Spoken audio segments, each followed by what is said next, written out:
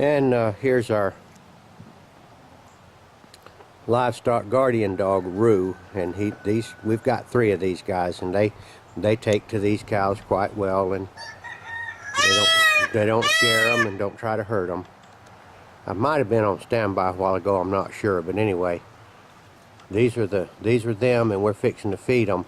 Get a picture of this. Of what? Right behind you. Where? The peacock. Okay, here's the peacock. Zoom in on him. This is the guy that wants to fight the turkey. All right, feeding the calves. Well, I mentioned, pretty eerie sound, huh? But what I mentioned a while ago, and I may have not been recording, was that there's a good bit of work to this. These 4 calves, we have to feed them twice a day, and physically it's a good bit of work, and also it takes time. But they're beautiful little fellas. And we're going to feed them now, and I'm going to stand back and Debbie's going to feed a couple of them. But what we do is feed them through the fence, because if you don't do that, they'll knock you down trying to get that milk, and they're pretty strong. I guess those little jokers weigh 100 pounds. Every bit of it. So I'm going to get her feeding, show you how we do it here, to where they try to get 2 of them at the time. I would be normally feeding 2 also, and so they're taking it. But like I said, you about got to have a fence, or you're gonna. That one's biting the fence, baby. I'm trying to get him off. All right. I knew he was doing it. I was trying to do my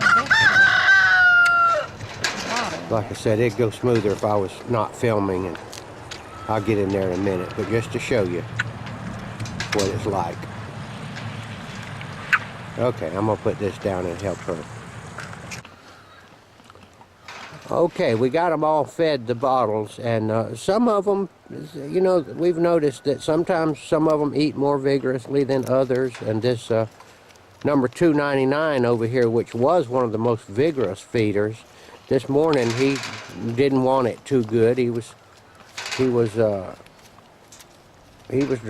suck it a little bit and then let go of it, and the others took his bottle because he just wouldn't eat it, you know. So they're kind of like that, you know. Some days they eat a lot, and this one here's got well, let's show you this. This one here's got some pretty loose bowels. Now that right there is almost called scours right there that you see. So that might be it. He's a little bit of stomach problem right there, and maybe that'll straighten out, you know. There's probably medicine for that and all, but he's still okay. Well, they have the ability to straighten themselves out when they're sick, you know, and they know when to eat and when not to eat. So, like I say, you're not going to save all of them. Maybe we will, though. We might have all 4 of them live. Now, of course, the problem here is that they take these calves off of their mamas, because their mamas are full-time dairy cows, and they don't have any use for a little bull calf, so they're kind of thrown out into the cold, cruel world. The mama has the best ability to take care of them, the best milk, the best colostrum. Colostrum is a substance in the milk that newborn calves have to have, or they just don't thrive. And now this other cow we got the other day, Debbie's feeding her a little bit of dry feed, and we're getting used to her and taming her up. And she's also got she's with calf now, we were told when we bought her. And so that's what we're doing here in this March 19th, chilly morning here at Buckhorn Creek Ranch. We'll keep an eye on these calves.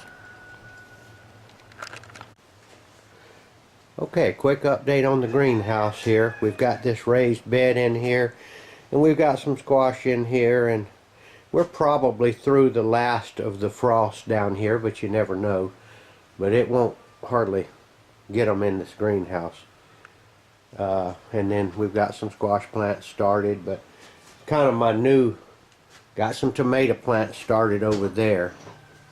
Cucumbers. And I'll show you something that we figured out. You know, we were having problems with the mice digging up our cucumber seed and our squash seed, so we found these little things here, which were part of an old brooder that somebody gave us, and they're wire mesh, and they just happen to fit over these trays, and so we can put them right here temporarily until those seeds germinate, and maybe keep the mice from digging up our seeds. So you may have to make something like that. And instead of just letting the greenhouse floor just sit there with not using it, we went ahead and dug it up with a shovel and made some little beds, and we're growing some stuff in it, you know, and lettuce, and there's some cucumbers. We're going to try to, here's a bed over here. So this was all space that we weren't using before, and so now we're making a better use of our greenhouse. And then we've got the shelves too. That's radishes, lettuce, there's some broccoli in there. And this is mustard greens, there's some big squash in there, lettuce, cucumbers. Kind of redoubled our efforts at using this equipment that we have bought.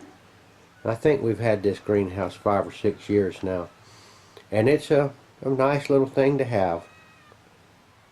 Alright, we're going to go in the house and try to put this together. And it wasn't a well thought out video, but I did want you to understand that when you get into bottle fed calves, the reward is great, but also it's not easy work to take care of those bottle babies, and sometimes some of them die, and you're going to have some little heartbreak there. But that's the name of the game in the livestock homesteading business.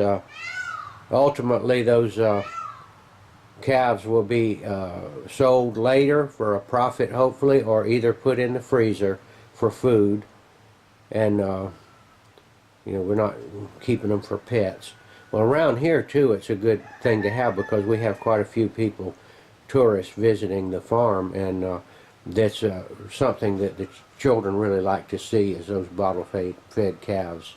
All right, this is Steve Coleman signing off from Buckhorn Creek Ranch.